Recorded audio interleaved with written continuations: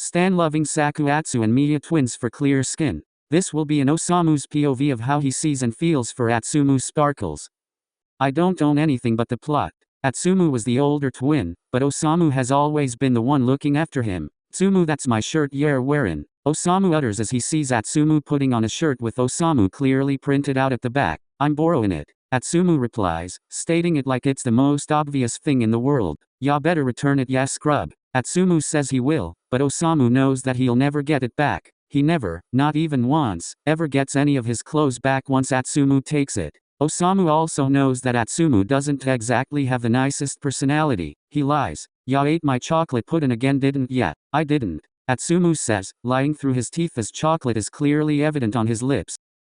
He's also pretty insensitive too. That spike was shitsamu. You're a piece of trash if ya can't hit my sets. Atsumu yells, frustration written all over his face as he grabbed a fistful of Osamu's jersey and yanks it hard. Osamu didn't hesitate to snap back. Everyone makes mistakes from time to time, ya little shit. I'm gonna spike the next ball ya set, so stop complainin'. And he has too much ego for his own good. Several chocolate falls to the ground as the blonde opens his locker. A complacent smirk spreads across his lips. It's hard being so attractive sometimes. Osamu shakes his head disapprovingly, before he leaves Atsumu by the lockers and walks towards his class.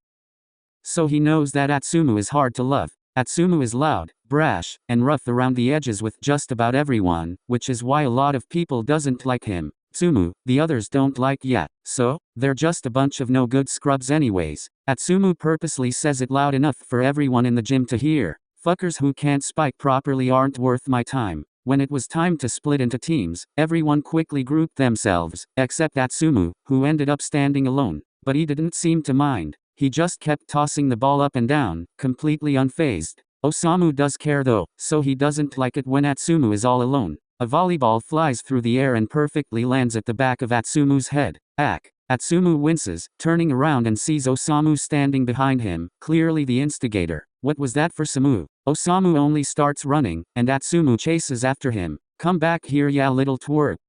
Despite his difficult personality, some people does like Atsumu, but Osamu knows that they only like him for what's on the surface. The twins have always drawn attention with good looks, confidence, and talent bundled into one. Atsumu especially shines under the spotlight because he's loud, charismatic, and knows how to work a crowd. Top of his class, star setter, MVP of the match. Atsumu fits the mold perfectly, and that makes him easy to admire from afar. But when they get to look at Atsumu a little closer, past his picture-perfect exterior, the image they've built up in their heads starts to fall apart. Shut yer trap, ya pigs. Quit distractin' me while I'm servin'. Atsumu snaps without hesitation, voice sharp as he glares toward a group of girls chatting by the sidelines. The sound echoes, and the gym falls uncomfortably quiet. The girls exchange startled looks before mumbling under their breath. Atsumu is kind of a dick, isn't he? What's his deal? We were just cheering for him. He acts like he's all that, but seriously, he's not even that good. And just like that, the admiration turns into criticism. Because Atsumu doesn't know how to play nice. He doesn't filter his thoughts or cushion his words. He's blunt when he's frustrated, cold when he's focused, and far too proud to apologize even when he knows he's crossed a line. Perhaps Atsumu comes off as arrogant, but Osamu knows that he would rather be hated for being real than loved for being someone he's not. Even if other people don't like him, there are people who genuinely do, such as their teammates from the Inarizaki volleyball team. The Inarizaki volleyball team are in the locker rooms, changing to their jerseys to get ready for practice. Atsumu was the only one absent because he had caught a cold, and Osamu had to knock him out just so that he'd stay in bed. Osamu was putting on his jersey when he suddenly pops out a question. Hey, what do ya guys think about Atsumu? His teammates all halt for a moment before Aaron responds. What's with that question all of a sudden? Nothing, just curious. Osamu reasons, adjusting the tape on his fingers. Suna was the first one to speak up. Atsumu is a jerk, Suna says bluntly, but I like him. Just as a friend though. The others snort in response, not in disagreement, but in fond recognition. Yeah, he can be kind of dramatic, but he's good company. He's also kind of funny sometimes. Jinjima nods as he sits down to tie his shoelaces. He's cocky about his skills, but Atsumu has worked to get to where he is, so I admire him for that. He's actually very considerate and thoughtful too if he wants to be. When he wants to be only. Akaji adds, which earned a laugh from everyone. Kita, quiet and steady, pulls on his practice jersey when he says, I like Atsumu. He's hardworking and passionate about what he loves, and he has a nice smile. Osamu was adjusting his sleeves when Suna leaned in closer, voice low and dry against his ear. I think Kita-san likes Atsumu. I know, Kita-san just said that. I mean romantically.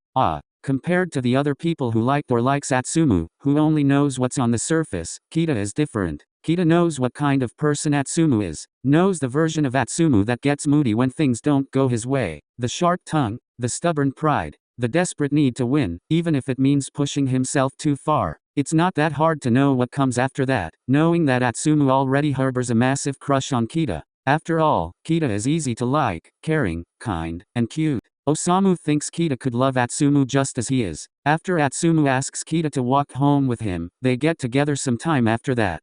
Everything was going well, at least Osamu thought it was. So when Kita stopped him by the gym doors one afternoon after practice ended, Osamu wasn't expecting anything more than a casual chat. We need to talk. Kita sounded so serious, that there was something in his tone that made Osamu straighten slightly, unease curling in his gut. What is it, Kita-san? I broke up with Atsumu. I just thought I should let you know. Osamu hates how his gut feeling is right. His throat felt tight as he swallows down the knot rising in his chest. Yeah, don't want to be with Atsumu anymore? Atsumu is, a lot. He talks a lot, he cries a lot, and he needs more than I can give. He's just, too much for me to handle. I don't think we're the right people for each other. Kita didn't say it cruelly. In fact, he sounded regretful, like he genuinely wished things had gone differently. But that didn't soften the truth of it. Because even though Kita loved Atsumu, he couldn't love all of Atsumu. Kita loved Atsumu at his best, but he couldn't love him at his worst. And though Osamu had always admired Kita's quiet strength, something in that moment shifted. Because no matter how logical or valid Kita's reasons are, Osamu couldn't respect someone who walked away when things got hard. Not when it came to his brother. Not when Atsumu deserved to be loved fully. Osamu exhaled slowly through his nose, not trusting himself to speak right away. And when he did, his voice was low and cold. I see. I'm sorry. Osamu looks at his captain for a long moment, and all he sees is someone who had hurt his brother. If that's all Atsumu meant to you, then I'm glad you're not in his life anymore. Osamu didn't wait for a reply, didn't look back. He just turns away and walks off, leaving Kita standing there alone. And if Kita had any sense of what he'd lost, Osamu hopes it stays with him for a long, long time. By the time Osamu gets home, he finds Atsumu curled up on the couch, bundled in a blanket, eyes red and swollen. Kita-san broke up with me, Atsumu says with a small, broken laugh. I'm probably such a pain in the ass, aren't I? The words were meant to sound casual, like a joke, but the way they trembled at the edges made Osamu's chest twist painfully. It was all wrong, seeing his brother like this. Someone smaller, more fragile. Atsumu is much better when he's being his annoying usual self. Osamu says nothing at first, dropping his bag as he plopped down beside him. He then shoves a crumpled pack of tissues against his face. Stop crying already, y'all look ugly when ya cry. Atsumu grabs the tissues and blows his nose, sniffly and loud, without even bothering to glare at Osamu properly. I hate ya. Atsumu mumbles without any real heat behind it. Love ya too. Osamu responds, leaning back into the couch. They didn't talk after that. Didn't need to. Words were never their strong suit anyway, not when it came to this kind of thing. Sometimes sitting close was enough. After a while, Atsumu wipes his eyes again. His voice was smaller when he spoke. Hey Samu, do ya think I'm gonna find someone? Osamu knew what Atsumu really meant. Will anyone ever love all of me? Even the parts that make me hard to love. Romantic-wise, Osamu didn't really know. He didn't know what the future looked like for Atsumu, who would come along, who would stay. But one thing he knows is that Atsumu will never be alone. Because no matter what happens, Osamu will always be here by his side. Ya will, just not before me though. And Atsumu, who always understood the language between them better than anyone else, knows that this is Osamu's way of saying I'll be right here. If I get married first, the first thing I'm gonna do is go to ya and rub it in your face. What the fuck ya ass, after I comforted ya. And then I'll ask ya to be my best man. Osamu looks at Atsumu, surprised by the sudden honesty. He pretends to ponder for a bit as he bites back a smile. I'm only gonna say yes if ya buy me a rice cooker. Atsumu sniffles and huffs out a laugh. You're so materialistic Samu. Osamu snorts. I'm surprised ya even know what that means. Shut your trap. The first time they've been apart for so long is during their second year of high school, when Atsumu got invited to the youth training camp alone. Both twins had been invited the year before, but this time it was just Atsumu. Osamu isn't really bitter about it because Atsumu has loved volleyball more than Osamu ever did. Always had. But maybe this was when things started to change. The first time Osamu hears about Sakusa from his brother was when Atsumu returned from said youth camp. Atsumu came back loud as ever, full of stories, drama, and the usual complaints about sore muscles and bad camp food. That night over dinner, halfway through his second bowl of rice, he suddenly says, "Ya know Sakusa Kiyumi?" Osamu looks up from his plate. Isn't he the number one ace or something? Yeah, him. That guy is such a prick. Who would have known that this so-called prick would end up being on the same team as Atsumu a few years later? Osamu finds out through a phone call a few years later one evening. "Samu, ya will not believe who just joined the team. It's that Sakusa prick." Osamu had just settled into the couch of his apartment with a beer when the call came through.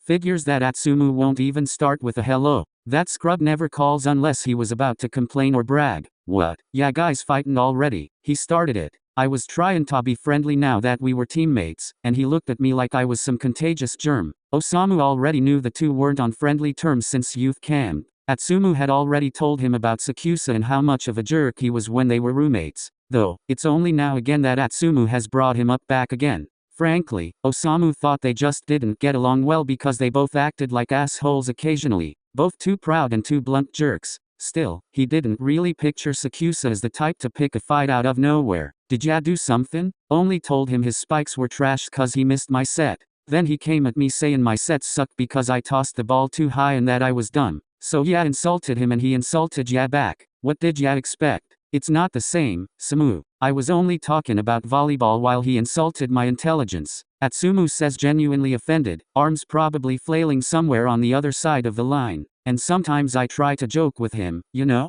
to lighten the mood and mess around a little, but he just scoffs. He acts like I'm some kinda clown. Samu. He's a jerk who can't even take a joke. Sometime that night, Osamu drifted off to sleep halfway through Atsumu's rant complaining about Sakusa for the 100th time. Then it becomes an occasional topic for them during their weekly calls. Atsumu's dramatic monologues about Sakusa become something of a lullaby for Osamu at this point. To his credit, he made it about halfway through most of the rants before sleep won out. Then Osamu would always wake up the next morning with Atsumu sending a voice message of him whining about how Osamu is a sleepy pig who doesn't listen to him properly. It's another few weeks after Osamu gets another phone call, this time a little different than the previous ones. "Ya know, Omi isn't so bad." Osamu, who had been absently wiping down his counter, freezes mid-motion. He's pretty sure Atsumu never mentioned an Omi before. Who the fuck is Omi? It's Sakusa Kiyumi, so Omi for short. I like to call him Omi cause I know he hates it. Somehow without Osamu realizing it, Prick turned to Sakusa and Sakusa had turned to Omi. Something had definitely changed between them.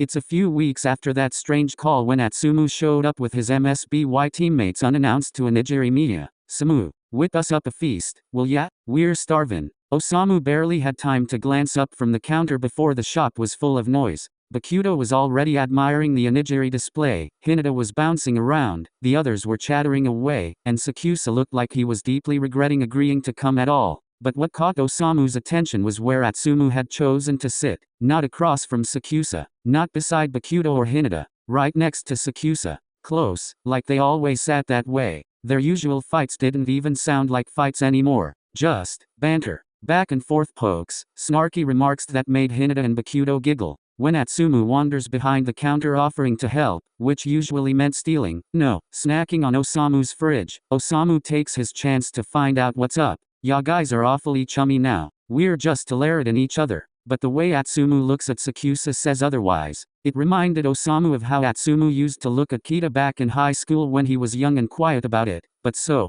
obvious. But maybe Osamu is wrong and they've just become good friends. But Osamu's hunch about Atsumu is never wrong. Sometime after, during a late Thursday night supermarket run, Osamu caught Atsumu tossing an entire 12-pack of cleaning wipes into their cart. "Why are ya stacking on a dozen pack of cleaning wipes? Omi doesn't really like germs, so I'm packing it in case he needs them," Atsumu says casually. Osamu gives him a look, but he doesn't pry any longer. He just sighs and pushes the cart forward. He just wishes that Atsumu wouldn't be heartbroken like last time. So when Atsumu finally tells him about his not really newfound crush the next evening, Osamu isn't really surprised. "Samu, I think I'm in love with Omi." "Yeah, no shit. Atsumu lets out a groan and collapsed dramatically onto the couch like his world had ended. What do I do, Samu? There's no way he likes me back. Stop winning, ya won't know that until ya try, I guess. I am a pretty good catch. Osamu doesn't even try to hide the eye roll that follows. It's another month when Atsumu barges into a nigiri Miya without a heads up, but this time only with Sakusa right behind him. Osamu raises a brow at the unexpected duo. Atsumu avoids eye contact and mumbles something about craving tuna nigiri. Suspicious. Eventually, the two settle into one of the tables, chatting like this was a regular thing now. Osamu pretends to be cleaning near the counter, but he's very much eavesdropping. I'm so tired of commuting to the MSBY gym everyday. Trains always crowded and shit. Can't be helped. I'll pick you up, Miya. I'm tired of waiting for you because you're always late. Won't it kinda be a hassle though? Not really, you live close to me. It's on the way anyways. From behind the counter, Osamu shoots them a sidelong glance. He catches the way Atsumu's face lit up, soft and bright in a way he probably didn't even realize. Osamu cannot read Sakusa. Still, he figures he must see Atsumu as someone worth the effort. At the very least, a friend. Perhaps Atsumu's feelings isn't completely hopeless as he thinks. A week passes. Sakusa shows up at a nigiri Miya with Atsumu half draped over his shoulder, clearly drunk and mumbling something about how the chicken came before the egg. Osamu gently took Atsumu off Sakusa's hands, offering a look that was equally thankful and apologetic. Atsumu wasn't exactly a delight when drunk. Last time he got wasted, he cried while belting out Wrecking Ball in full volume, and Osamu still hadn't recovered. He didn't even want to imagine what had gone down this time. He just hoped Atsumu hadn't made too much of a fool of himself, especially not in front of the person he likes. I'm sorry about him. I'll deliver ya some nigiri to ya tomorrow as thanks for putting up with my brother. So where do ya live? Y'all live nearby, right? There's no need. Thank you for the kind offer. Besides, someone has to keep Atsumu in check. Osamu might be imagining it, but if he had to guess, he would say that Sakusa's tone of voice sounded quite fond. And since when did Miya turn to Atsumu? Sakusa didn't stay long, just long enough to make sure Atsumu was tucked in and sound asleep. Then, with a polite nod, he was gone, never taking up Osamu's offer of thanks even though he had insisted. Still, it didn't sit right with Osamu, so he pulled out his phone and sent a quick message to Suna. Private chat with Suna. Hey, can ya ask Komori where Sakusa lives? It didn't take long for the reply to come in. According to Komori, Sakusa lives 2.5 hours away from you. Osamu stares at the screen. 2.5 hours? That definitely wasn't on the way. Wasn't even nearby. Why would Sakusa lie about living close by? That just doesn't make sense. Why would Sakusa go out of his way multiple times to pick up Atsumu and bring him back home? Unless, then it finally dawns on Osamu. Sakusa actually likes Atsumu back. He drives 1.5 hours to pick up Atsumu, to bring him home, to make sure he was safe. Osamu needed confirmation. He didn't want to jump to conclusions, no matter how obvious it was starting to look. So the next time he saw Sakusa at the shop, when Atsumu dragged him along for lunch, he paid attention, and it was there, clear as day. The way Sakusa looked at Atsumu when no one was paying attention. He realizes that Sakusa looks at Atsumu the same way Atsumu looks at Sakusa. Soft, gentle, in love. There's something that bothers Osamu though, because he knows Sakusa isn't exactly the easiest to be with. Atsumu had said it himself that he was uptight, sharp around the edges, and stuck in his routines. He could be distant, meticulous, even a bit of a jerk when things didn't go exactly his way. Osamu had always thought Atsumu and Sakusa were too similar in the worst ways. Both too intense, too stubborn, always needing to have the last word. He just wasn't sure how two difficult people would work when things got hard, when the initial spark wore off. So in one of their usual weekly calls, Osamu asks, "Won't it be hard being with Sakusa? I'd be lying if I said it wouldn't be, but I'm just as hard to be with. Besides, I like Omi just being himself. I like him the way he is." That was all Osamu needed to hear. In the end, it was Atsumu's choice who he loved and who he was willing to be with, and if he was sure, then Osamu would trust that. He wasn't all that surprised when they started dating, though. This was when things visibly started to change. Osamu gets a surprise video call from Atsumu on a Saturday late-night evening. Atsumu's grinning face popped up on screen, excitement practically vibrating through the pixels. Samu, look, I adopted a cat." The camera wobbled before focusing on a yellowish blob of fur curled next to Atsumu. "Her name is Pisswhiskers." "What kind of fucking name is that? Change her name, ya moron." Atsumu only laughs louder. Omi said the same thing. "He told me to change it the moment I told him. But since the both of ya hates the name so much, I think I'll keep it." It didn't happen all at once, but with every call, every conversation, Osamu started to feel it. He isn't the first one Atsumu rants to anymore.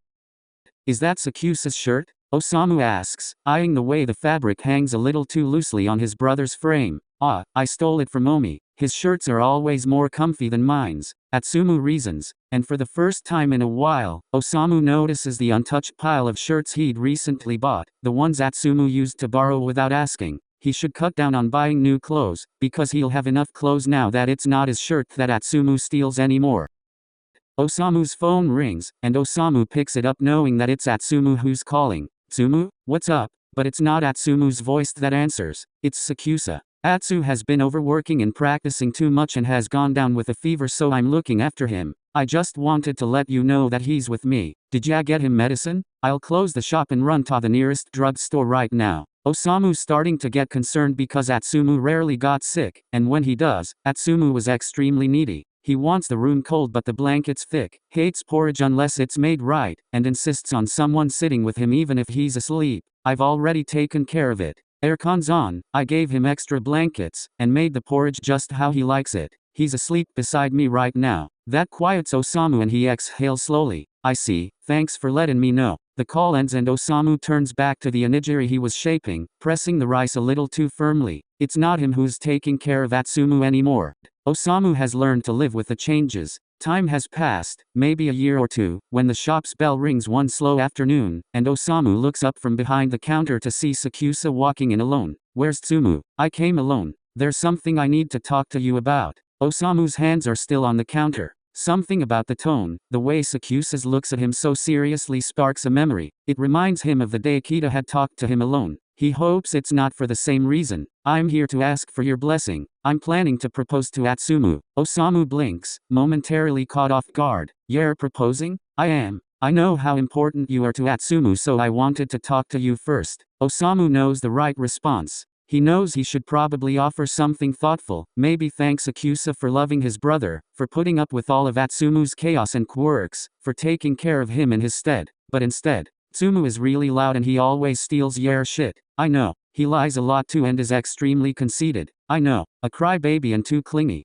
Sakusa breathes out a small laugh. I know. And he'll annoy ya till ya get bald. Another laugh slips from Sakusa's lips. I know. Are ya sure ya still want him? Sakusa looks at Osamu resolutely, a wide smile forming against his lips. Yeah, he's perfect for me. Once the first tear broke free, the rest followed in an unbroken stream. Osamu covers his face with his hands as continuous tears began to roll down his cheeks. He knows that Atsumu is far from perfect, but Sakusa loves Atsumu just the way he is. Just like how Osamu loves Atsumu in the same way, and that's enough for Osamu. I'll be leaving Atsumu in your care. Ya better take care of him, alright? I will. A few days after his talk with Sakusa, Atsumu barges into his shop unannounced, just like he always has. Samu, I have huge news to tell ya. Omi, he can ya believe it? He proposed to me. Atsumu fumbles with his words, trying to contain his excitement. Ha, beat that. I'm getting married first before ya. Good for ya. I'm finally gonna get some peace and quiet around here. Osamu tries to say it like it's a relief.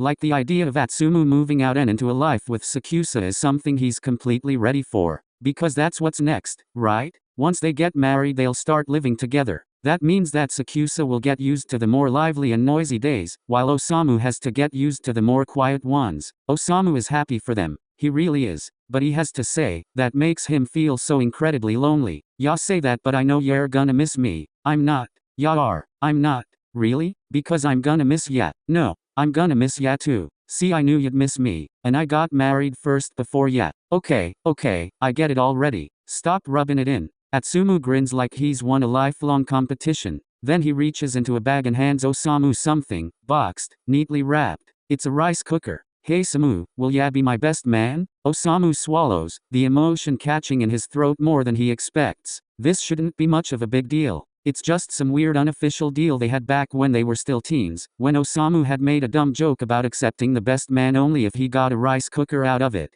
But the fact that Atsumu held onto it, remembered something so trivial as that makes Osamu so happy. Of course I will, ya scrub. Osamu chokes on a sob, trying to suppress his tears from falling, but new tears tumbled down before he could even wipe the old ones away. Don't cry Samu. Atsumu's voice cracks, feeling his own eyes starting to well up. Y'all look way uglier when ya cry. Shut yer trap, yer cryin' too. I'm only cryin' cause yer making me cry. Atsumu, yer gonna visit often right? Osamu asks, no longer trying to stop his tears from streaming down his cheeks. I'm gonna annoy ya till the day I die, and I'll make sure to steal all yer nigiri without payin' for it. I hate ya. Atsumu laughs breathily, eyelids puffy and the corner of his eyes still brimmed with tears. I love ya too, Samu. Osamu might not be the first person Atsumu comes to anymore, but the fact that they'll always be brothers will never change. They're brothers, twins, two halves of a whole, and that's something no one can take away from Osamu. Yeah, I love ya too, Atsumu. The end. If you guys have any one-shot requests, you can comment down below and I'll work on that alongside the next SakuAtsu series I have planned plus my schoolwork loudly crying face. Any ships or rare ships are fine, except Sakusa and Atsumu with someone else. I genuinely cannot write SakuAtsu with anyone else, it pains me to do so if they aren't endgame.